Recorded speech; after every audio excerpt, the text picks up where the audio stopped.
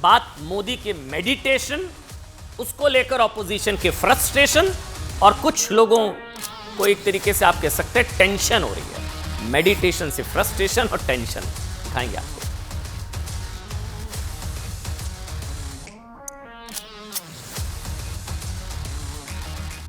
26 घंटे पूरे हो गए हैं प्रधानमंत्री नरेंद्र मोदी की साधना के। 26 घंटे पूरे हो चुके हैं। रुद्राक्ष की माला लेकर साधना कर रहे हैं प्रधानमंत्री नरेंद्र मोदी। अब रात के 8 बज चुके हैं। इस वक्त के हिसाब से 26 घंटे प्रधानमंत्री नरेंद्र मोदी की साधना को 26 घंटे हो चुके हैं। 26 घंटे। और अब तस्वीरें भी सामने आ चुकी हैं।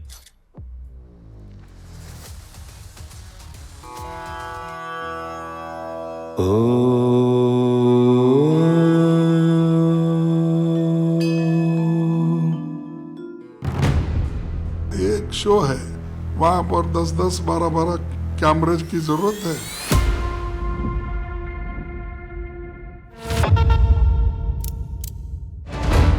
आस्था पर सवाल करेंगे, फिर सनातन पर बवाल करेंगे, ध्यान में मग्न होगा तो फिर जो है वो उस पर जो है वो धमाल करेंगे। ये कौन सा ध्यान है? ये ध्यान के नाम पर परमात्मा के साथ भी मैं समझता हूँ कि एक तरह से खेल खेल रहे हैं। प्रधानमंत्री पर ज्यादा ध्यान है। प्रधानमंत्री हर काम इनसे पूछ के करें। दुनिया का कोई भी आदमी किसी की मौजूदगी में मेडिटेट नहीं कर सकता। ये तो अकेले में किया जाता है। ध्यान लगाएंगे क्योंकि हम हिंदू हैं तो मॉडल कोड ऑफ वायलेशन हो जाएगा। और कोई इबादत करेगा, कोई प्रेयर करेगा तो वो मॉडल कोड ऑफ वायलेशन नहीं होगा।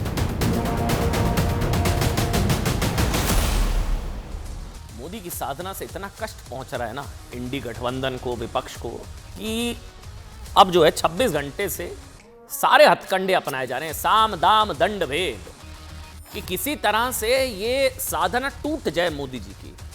प्रधानमंत्री नरेंद्र मोदी की ये साधना टूट जाए किसी तरह से। चुनाव आयोग से लेकर कोर्ट तक पहुंच गई।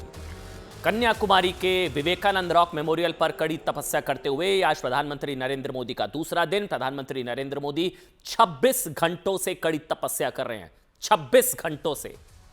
और उनकी 45 घंटे की कड़ी तपस्या जब कल पूर्ण होगी तो चुनाव पूर्ण हो चुके होंगे, वोटिंग हो चुकी होगी, यानी कि कल जब देश में आखिरी चरण का शोर थमेगा ना, तब उनका तप खत्म होगा।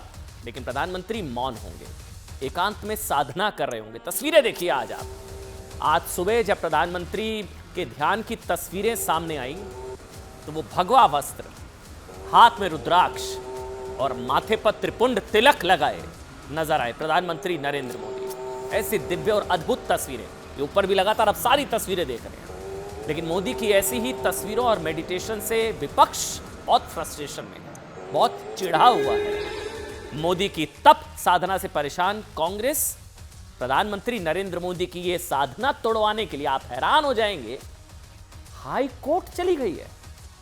कांग्रेस ने मद्रास हाई कोर्ट में याचिका दायर कर दी है। इस याचिका में कांग्रेस ने कहा है कि मोदी चुनाव प्रचार खत्म होने के बाद हिंदू भावनाओं को भड़काने के लिए ध्यान साधना कर रहे हैं। ध्यान से कौन भड़कता है साहब? मेडिटेशन से कौन भड़कता है? मतलब प्रधानमंत्री नरेंद्र मोदी अपने आधिकारिक पद का दुरुपयोग कर रहे हैं, इसलिए उनके खिलाफ कड़ी कार्रवाई की जानी चाहिए। मतलब मैं बार बार कह रहा हूं, पहले चुनाव आयोग, अब हाई कोर्ट, किसी तरह से मोदी की साधना टूट जाए। मतलब साधना तोड़ने से कोई कांग्रेस को थोड़ी ना वोट मिल जाएंगे। देखो हमने मोदी जी की साधना तोड़ दी, हमें वोट दे दो। मतलब यानी कल कांग्रेस चुनाव आयोग से शिकायत की धमकी दे रही थी, और बल्कि शिकायत कर दी गई थी। आज कांग्रेस प्रधानमंत्री नरेंद्र मोदी की ध्यान साधना के खिलाफ कोर्ट चली गई है। इसके अलावा कांग्रेस ने प्रधानमंत्री की तपस्या को नौटंकी बता दिया है, नौटंकी। कांग्रेस अध्यक्ष मल्लिकार्जुन खड़गे ने कहा है कि धर्म को राजनीति और राजनीति में धर्म नहीं लाना चाहिए। मोदी करे मेडिटेशन, विपक्ष में फ्रस्ट्रेशन। खड़गे ने यह भी कहा है कि पैसे की ये बर्बादी है, पैसे की बर्बादी हो रही है। ये सब ये कांग्रेस कह रही है, पैसे की बर्बादी हो रही है। और मोदी कन्याकुमारी में जो ये ड्रामा कर रहे हैं, ये ड्रामा, साधना, तप, तपस्या, ड्रामा, कहना नहीं चाहिए कि कल को अब कुछ और अगर कोई नेता कहीं और जाकर कुछ और करता, उसे ड्रामा कहेंगे। कुछ मस्जिद में जाकर, दरगाह में जाकर कोई इबादत करता, अगर कोई नेता कोई इबादत इस तरह से करता तो कांग्रेस पार्टी कहती नौटंकी ड्रामा। क्या कांग्रेस पार्टी नौटंकी ड्रामा इबादत को कहती? ये तो हिंदू धर्म में, सनातन धर्म में तप तपस्या, ध्यान, साधना, मतलब कांग्रेस को खर्चे की चिंता है कि इसका खर्च कौन उठाएगा, खर्चा कौन उठाएगा। विपक्ष के लिए मोदी का ध्यान नाटक, नौटंकी। मतलब मोदी हिंदू भावनाओं को भड़काने के लिए कन्याकुमारी में तपस्या कर रहे हैं, मोदी राजनीति में धर्म ला रहे हैं, ये सब कह रही कांग्रेस। जबकि प्रधानमंत्री कई बार आरोप लगा चुके हैं कि कांग्रेस ने आज तक धर्म के आधार पर ही राजनीति की है, इसलिए मुसलमानों को ओबीसी आरक्षण दिया गया, इसलिए मनमोहन सिंह ने देश के संसाधनों पर पहला हक मुसलमानों का बताया था। पहले आपको ना प्रधानमंत्री की साधना के खिलाफ कांग्रेस के दिमाग में ना इस वक्त क्या चल रहा है, आपको वो बयान सबसे पहले हम सुनाते हैं। मल्लिकार्जुन खड़गे से जब प्रधानमंत्री की तपस्या के बारे में पूछा गया ना, उन्होंने कहा कि वो मोदी गोवा गए हैं। उसके बाद फिर क्या हुआ, पत्रकारों ने उनकी गलती ठीक की, फिर बताया कि अच्छा मोदी गोवा नहीं, कन्याकुमारी गए हैं। दिमाग में गोवा चल रहा है साहब। देखिए सुनिए। आज वो जाकर गोवा में जाके कन्याकुमारी में जाके बैठ के ये जो करने का नाटक कर रहे, इससे अब 2000 4000 कितने पुलिस हो 10,000 तक वहाँ पर लोगों को लगा रहे हैं ड्यूटी। कितना देश का पैसा खराब हो रहा है। मैं तो अब लेकिन ये मानता हूँ बीते 10-12 वर्षों में उनको देखते हुए कि कुछ बहुत ही जरूरी कार्य को छोड़ करके प्रधानमंत्री जी मूलतः कैमरा मुखी हैं और कैमरा के अधीन है। ये कौन सा ध्यान है? ये ध्यान के नाम पर परमात्मा के साथ भी मैं समझता हूँ कि एक तरह से खेल खेल रहे हैं। उचित नहीं है सर। वैसे कन्याकुमारी में जिस शिला पर प्रधानमंत्री नरेंद्र मोदी पिछले 26 घंटे से तपस्या में लीन है ना, उसी शिला पर 3 दिन तक ध्यान और तपस्या के बाद आज ही के दिन यानी कि 31 मई 1893, ध्यान से सुनिएगा जो बता रहा हूं, आज ही के दिन 31 मई 1893 को एक और नरेंद्र नाथ दत्त यानी कि स्वामी विवेकानंद विश्व धर्म संसद के लिए रवाना हुए थे। जो तुलना की जाती है ना कि शिकागो की विवेकानंद वेदांत सोसाइटी की जानकारी के मुताबिक कन्याकुमारी में ध्यान करने के बाद स्वामी विवेकानंद 31 मई 1893 को बंबई से समुद्री जहाज पर अमेरिका के लिए रवाना हुए थे। आज ही के दिन नरेंद्र से नरेंद्र तक गजब संयोग, यानी कि ठीक 131 साल बाद 2024 में मोदी भी 30, 31 और 1 जून तक ध्यान तप कर रहे हैं। ये तारीख अस्वाभाविक रूप से संयोग है। जिस तरह आज नरेंद्र मोदी की तपस्या को नौटंकी बताया जा रहा है ना, उसी तरह शिकागो पहुंचने के बाद स्वामी विवेकानंद की वेशभूषा का मजाक उड़ाया गया था, क्योंकि उन्होंने भगवा वस्त्र पहने हुए थे और सिर पर केसरिया मतलब लपेटा हुआ था। लेकिन 11 सितंबर 1893 को शिकागो की धर्म संसद में उन्होंने जो कहा ना, उसकी वजह से दुनिया भारत और सनातन दर्शन का मुरीद हो गया था। जिस हिंदुत्व को आप सोचिएगा नरेंद्र मोदी मतलब आगे बढ़ाने की संभवतः कोशिश कर रहे हैं ना, लेकिन जिस हिंदुत्व को राहुल गांधी ने कहा था ना मारने काटने का नाम है हिंदुत्वा, उनको हिंदुत्वा से प्रॉब्लम थी। वो कहते थे हिंदुत्वा और हिंदू धर्म अलग अलग हैं, हिंदुत्वा मारना काटने का नाम। उसी हिंदुत्व की व्याख्या करते हुए स्वामी विवेकानंद ने कहा था कि मैं उस धर्म से हूं जिसने दुनिया को सहिष्णुता, टॉलरेंस का पाठ पढ़ाया। मैं उस धर्म से हूं जिसने पूरी दुनिया से सता हुए शरणार्थियों को शरण दी। आज नरेंद्र मोदी जिस आध्यात्मिकता के लिए 45 घंटे का तप कर रहे हैं, उसी आध्यात्मिकता के लिए स्वामी विवेकानंद ने कहा था कि यदि कोई हिंदू आध्यात्मिक नहीं है ना, तो मैं उसे हिंदू नहीं मानता। देखिए स्वामी विवेकानंद कहते थे कि Hinduism is the mother of all religion, यानी कि हिंदू धर्म दुनिया के सभी धर्मों की जननी है।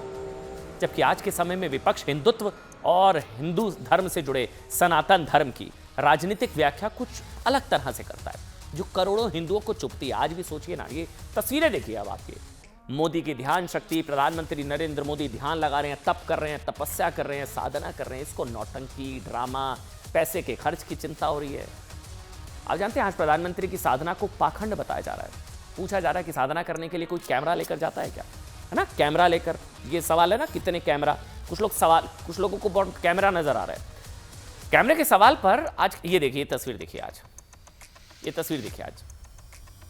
फिर बताऊंगा इस तस्वीर के बारे में। देखिए आगे कैमरा, पीछे राहुल जी, पीछे कैमरा, आगे राहुल जी। राहुल गांधी का वीडियो सोशल मीडिया पर वायरल है, बहुत तरीके से ट्रेंड हो रहा है, जिसमें वो अपने पिता स्वर्गीय राजीव गांधी जी के समाधि स्थल पर वीर भूमि पर कैमरे के साथ नजर आए।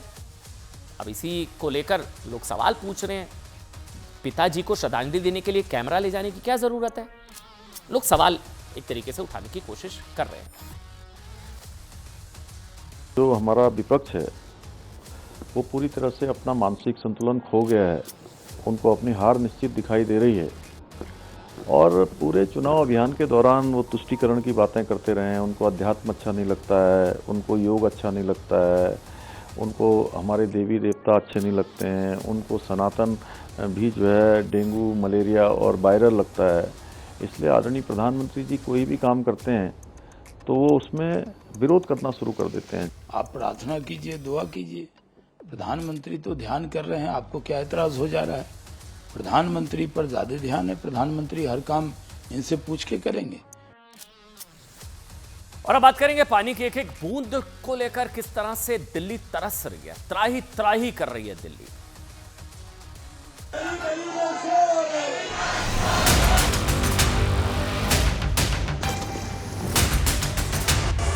फर्जी टैंकर कागजों में चलाए जाएंगे और उसके पैसे खाए जाएंगे। दिल्ली में पानी का संकट नहीं है, दिल्ली में कुप्रबंधन का संकट है, इनकी नीयत नहीं है। डिस्ट्रीब्यूशन तो तब होगा जब वाटर का प्रोडक्शन होगा, और प्रोडक्शन तब होगा जब हरियाणा से पानी आएगा। अगर हरियाणा पानी रोक के बैठ जाती है तो कैसे डिस्ट्रीब्यूट होगा दिल्ली के लोगों में पानी? जल बोर्ड जो 600 करोड़ के मुनाफे में था 2013 में, आज 73,000 करोड़ के घाटे में है। देश की इस राजधानी में अगर लोग परेशान हैं तो हम इस समय गंदी राजनीति ना। इनके सारे विधायक पानी माफिया के साथ मिलकर पानी बेचते हैं, पैसे कमाते हैं, जिसका शेयर ऊपर से नीचे तक जाता है।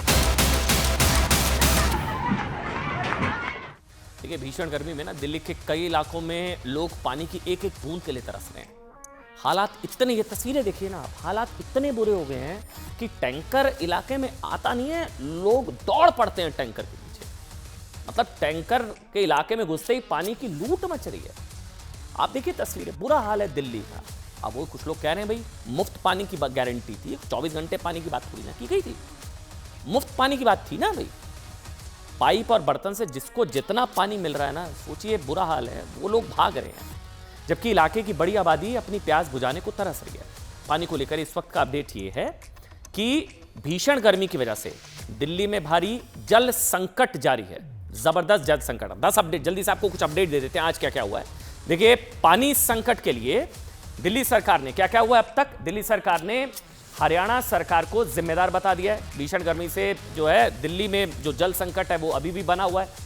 इसके अलावा दिल्ली में जल संकट के मुद्दे पर बीजेपी ने आज जबरदस्त विरोध प्रदर्शन किया। नंबर 2 विरोध प्रदर्शन हुआ। नंबर 3 दिल्ली सरकार ने केंद्र को चिट्ठी लिख दी है, केंद्र को चिट्ठी लिख दी है और इस पर तुरंत जो है कार्रवाई करने की बात की है।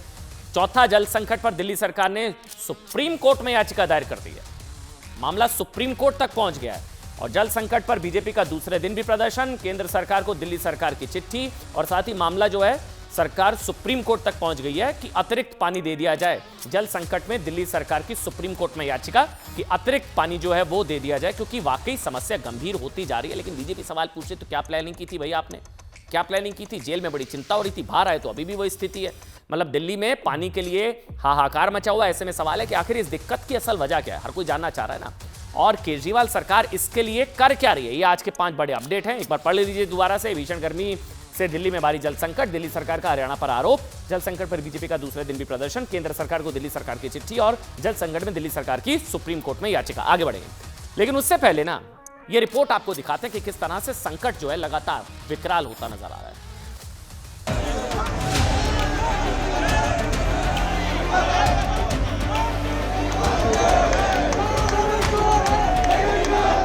दूसरे देश की राजधानियों में 24 घंटे पानी मिलता है, पूरे प्रेशर पे मिलता है, किसी टंकी की ज़रूरत नहीं होती, कोई पंप नहीं लगाना पड़ता। ऐसे ही अब दिल्ली में करके दिखाएंगे।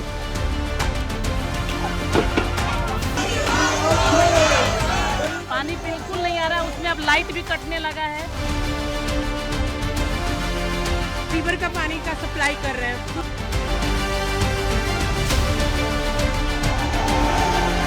उत्तर भारत के कई इलाकों में भीषण गर्मी जानलेवा हो रही है, तो दिल्ली वाले गर्मी का डबल अटैक झेलने को मजबूर हैं। एक तरफ चिलचिलाती गर्मी तो दूसरी तरफ पानी की भारी किल्लत। हालात इतने बुरे हैं कि कई इलाकों में टैंकर से पानी भेजा जाता है, लेकिन टैंकर के आते ही लोग उस पर धावा बोल देते हैं। वहीं इस मामले पर सियासत भी अब तेज हो गई है। दिल्ली में जल संकट के मुद्दे पर बीजेपी ने सड़क पर प्रदर्शन किया और आरोप लगाया कि दिल्ली सरकार ने टैंकर माफियाओं को फायदा पहुंचाने के लिए दिल्ली में जल संकट को जानबूझकर पैदा किया है। अरविंद केजरीवाल के द्वारा बनाया गया संकट है। पैसे कमाने की लालच में संकट बना। 53% पानी बर्बाद हो जाता है। हरियाणा में दावों के साथ कह सकता हूँ 1049 क्यूसेक पानी रोज दे रहा है, लगातार दे रहा है। आतिशी मार लेना झूठ बोलती हैं। सुप्रीम कोर्ट की धमकी दे रही है। कोर्ट ने तो खुद इनको लताड़ा 2021 में कि तुम्हें पानी पूरा मिल रहा है, तुम्हारा कुप्रबंधन है, तुम पानी संभाल नहीं पाते हो। सिर्फ इनके सारे विधायक पानी माफिया के साथ मिलकर पानी बेचते हैं, पैसे कमाते हैं, जिसका शेयर ऊपर से नीचे तक जाता है। वो जल बोर्ड जो 600 करोड़ के मुनाफे में था 2013 में, आज 73,000 करोड़ के घाटे में है। जवाबदेही बनती है केजरीवाल सरकार। ये वो सरकार है जो हमेशा वचन देती थी मुफ्त पानी के, आज दिल्ली बूंद बूंद के लिए तरस रही है। वहीं दिल्ली सरकार ने दिल्ली में जल संकट के लिए हरियाणा सरकार को जिम्मेदार ठहराया।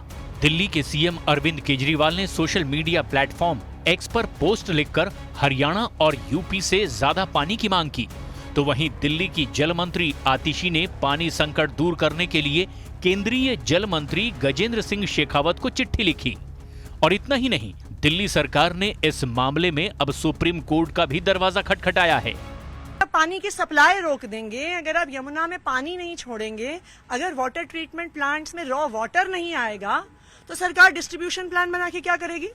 डिस्ट्रीब्यूशन तो तब होगा जब वाटर का प्रोडक्शन होगा, और प्रोडक्शन तब होगा जब हरियाणा से पानी आएगा। अगर हरियाणा पानी रोक के बैठ जाती है तो कैसे डिस्ट्रीब्यूट होगा दिल्ली के लोगों में पानी? दिल्ली में लगभग हर गर्मी में पानी की किल्लत होती है, लेकिन सवाल ये है कि क्या दिल्ली वाले हमेशा ऐसी किल्लत झेलने के लिए मजबूर रहेंगे? सवाल इसीलिए भी क्योंकि दिल्ली की सत्ता संभालने के बाद से सीएम केजरीवाल दिल्ली के जल संकट को दूर करने का दावा करते रहे हैं, लेकिन साल दर साल हालात सुधरने की बजाय और बिगड़ते चले जा रहे हैं। और इतना ही नहीं, मुख्यमंत्री केजरीवाल ने अभी 1 साल पहले भी ऐसा ही दावा किया था, जिससे उम्मीद बढ़ी थी कि अब पानी संकट खत्म हो जाएगा। एक तरह से दिल्ली एक झीलों का शहर बनेगा एक तरफ, और दूसरी तरफ पूरे दिल्ली की वाटर टेबल जगह जगह राइज करेगी, और उस वाटर टेबल को ग्राउंड वाटर को रिचार्ज करके इस पानी को रिसाइकिल करके हम दिल्ली की पानी की समस्या, पीने के पानी की समस्या को ठीक करने की कोशिश करेंगे। तो वहीं झीलों का शहर बनाने की तैयारी है, लेकिन इंतजार कब तक करना होगा ये पता नहीं। और तब तक की सच्चाई बयां करने के लिए तो बस ये तस्वीरें ही काफी हैं। देखिए, दिल्ली में पानी के लिए हाहाकार मचा हुआ है, त्राहिमाम कर रहे हैं लोग, पानी के लिए तरस रहे हैं। टैंकरों पर धावा बोला जा रहा है कि एक बूंद पानी मिल जाए। हर प्यासा सरकार की तरफ उम्मीद की नजरों से देख रहा है, लेकिन सरकार इसको लेकर कितनी संजीदा है ये भी आपको जानना चाहिए। दिल्ली के मुख्यमंत्री ने आज दिल्ली की जनता के नाम एक संदेश जारी किया। ध्यान से सुनिएगा जो बता रहा हूं। दिल्ली की जनता के नाम एक संदेश जारी किया गया सरकार की तरफ से, यानी कि मुख्यमंत्री अरविंद केजरीवाल जी की तरफ से। केजरीवाल ने बताया कि वो 2 जून को सरेंडर करने वाले हैं। तिहाड़ जाना पड़ेगा 2 तारीख को, लेकिन जेल से भी वो दिल्ली वालों को कोई तकलीफ नहीं होने देंगे। अपने 221 सेकंड के संदेश में केजरीवाल ने कई मुद्दों पर बात की। देखिए, आज हमने पूरा डिकोड किया। 221 सेकंड अरविंद केजरीवाल बोले, हर मुद्दे पर बात की।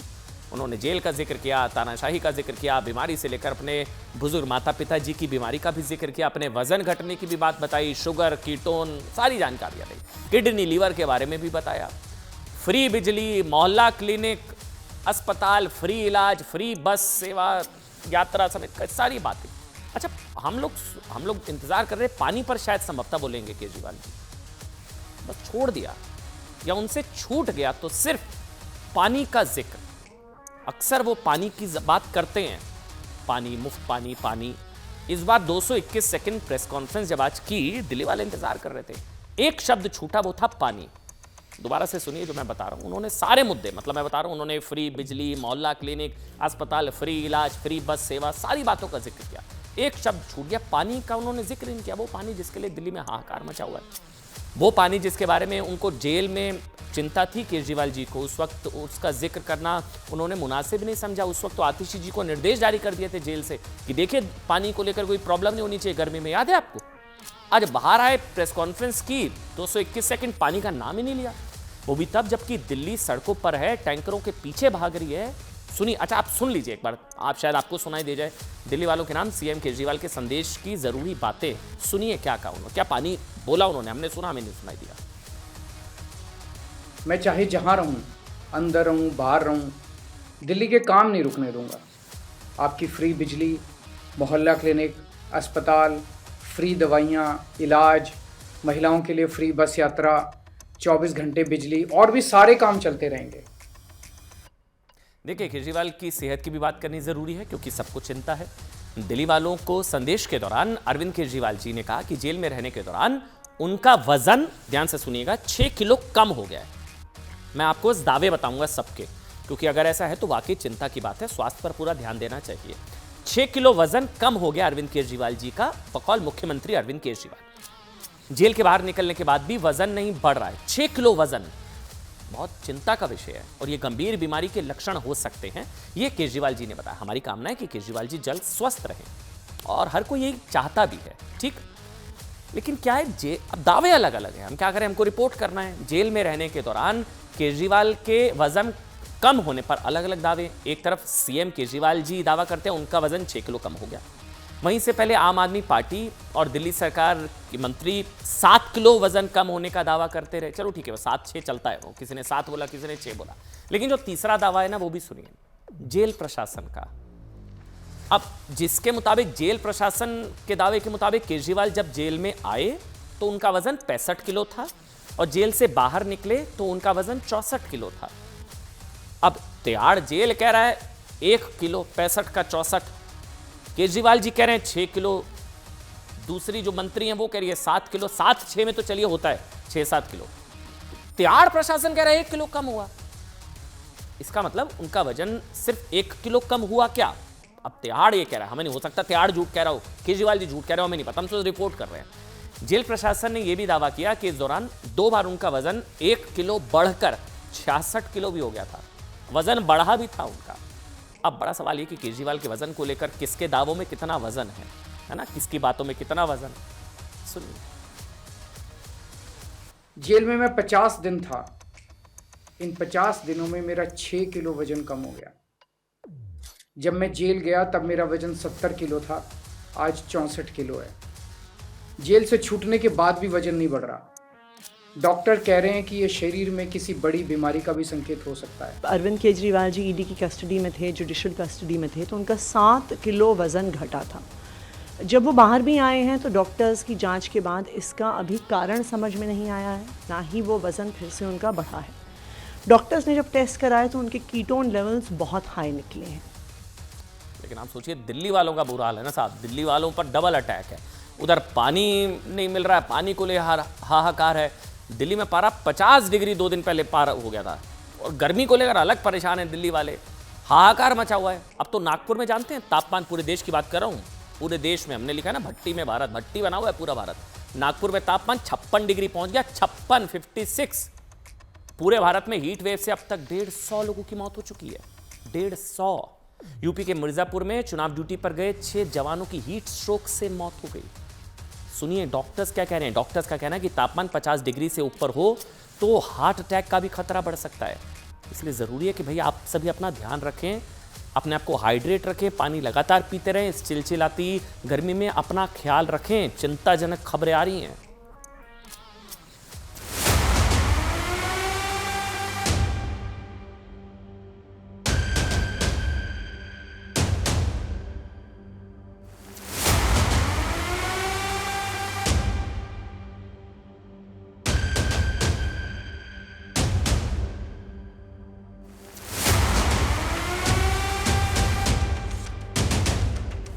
दो दिन पहले 52 डिग्री पर दिल्ली उबल रही थी।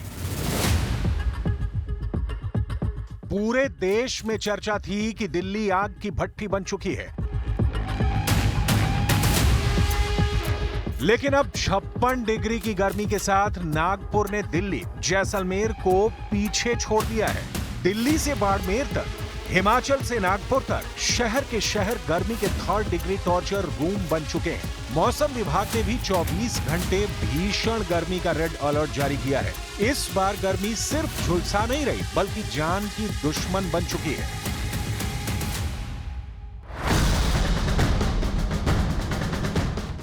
बिहार में गर्मी ने पिछले 54 साल का रिकॉर्ड ध्वस्त कर दिया। यूपी के कई शहरों में आसमान से अंगारे बरस रहे हैं। कई जिलों में तापमान 48 डिग्री के पार पहुंच चुका है। हीट स्ट्रोक की वजह से कई राज्यों में लोगों की मौत हो रही है। 7 राज्यों में 30 मई तक हीट वेव की वजह से 80 लोगों की जान चली गई। दिल्ली में हीट वेव से एक व्यक्ति की मौत हुई तो बिहार में 44 लोगों की जान चली गई। झारखंड में 15, ओडिशा के राउरकेला में 6 घंटे के दौरान 10 लोगों ने दम तोड़ दिया। अभी हमने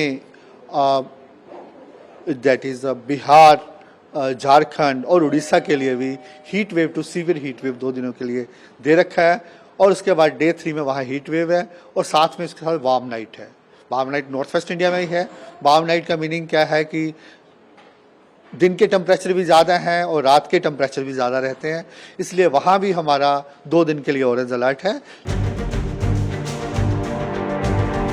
मौसम का पारा इतना गर्म है कि शहरों में लगे एयर कंडीशनर भी इसके आगे फेल हो रहे हैं। नोएडा, रोपर, गाजियाबाद में एसी फटने की डरावनी घटना हुई।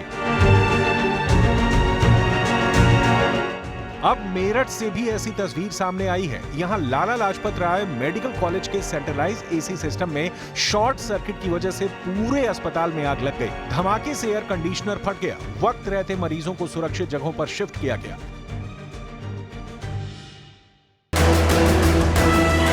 इंसान 50 डिग्री का ताप नहीं झेल पा रहा है।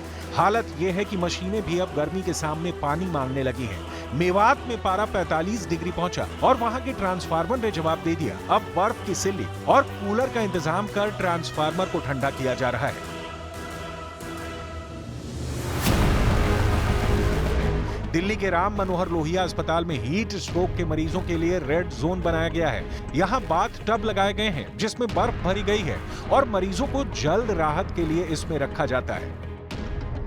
राजस्थान के ज्यादातर शहर भीषण गर्मी और लू की चपेट में हैं। जयपुर में 44 डिग्री की झुलसती गर्मी से लोगों को राहत के लिए प्रशासन ने मिस्ट कैनन का सहारा लिया है, जिससे सड़क पर चलने वाले लोगों को थोड़ी राहत जरूर मिल रही है।